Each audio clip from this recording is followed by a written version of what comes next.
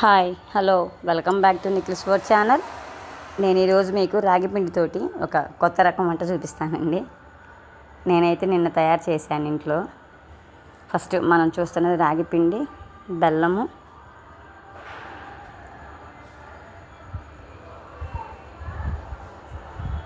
జీడిపప్పు, కొబ్బరి తురుము. నేనైతే ఫస్ట్ రాగి పిండిని వాటర్లో కలుపుకొని ఒక చిన్న బేసిన్ లాంటి దాంట్లో ఎత్తి పెట్టుకున్నానండి. ఇట్లాగా ఇది చూడండి.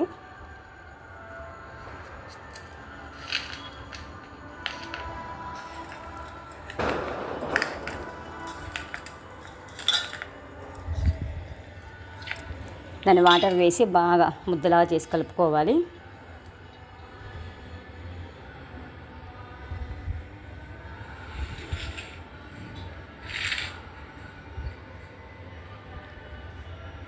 తర్వాత ఎండు కొబ్బరి, జీడిపప్పు, యాలకులు నేను ముందుగానే మిక్సీ కొట్టి పక్కన పెట్టుకున్నాను. ఆ మిక్సీ కొట్టిన దాన్ని ఈ రాగి పిండిలో వేసి కలిపేశాను. ఇట్లా మొత్తం కలిపేశానండి.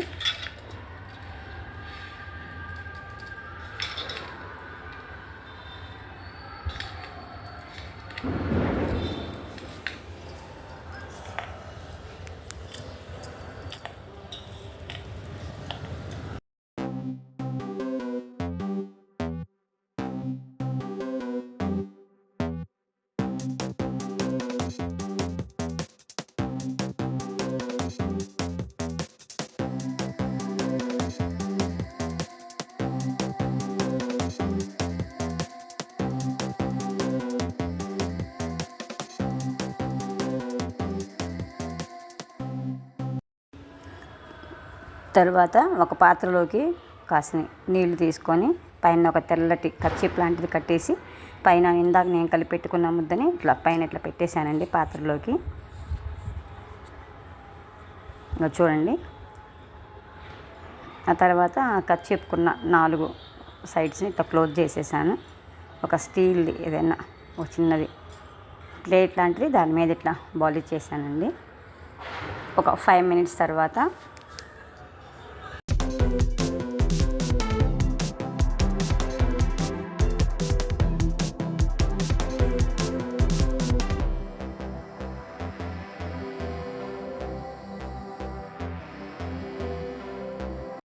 ఇట్లాగా ఒక 5 మినిట్స్ తర్వాత దాన్ని మళ్ళీ అది బాగా ఉడికినట్టుగా వచ్చేసిందండి.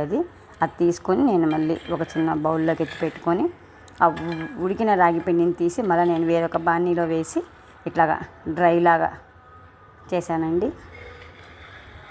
డ్రైలాగా చేసేందువల్ల ఏంటంటే అది బాగా పొడి పొడిలాడుతూ వచ్చేస్తుంది మనకి.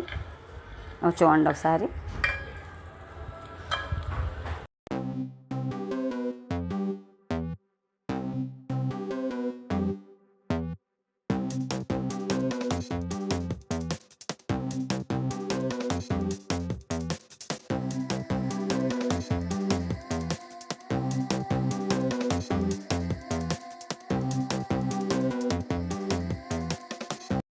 కొంచెం కొంచెం గిన్నెలో తీసుకొని ఆ రోజు తినే వరకు నెయ్యి వేసుకొని మిక్స్ చేసుకొని నేను ఇట్లా మా పిల్లలకైతే నేను ఇట్లా పెట్టానండి.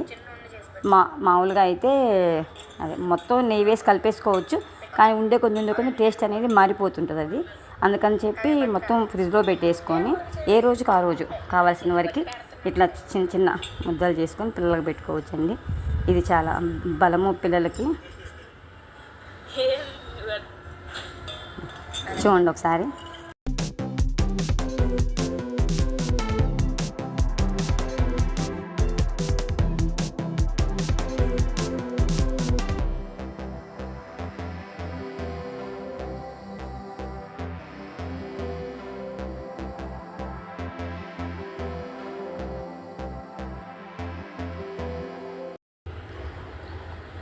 నేనైతే ఇలా కొత్తగా రాగి పిండితో తయారు చేశానండి.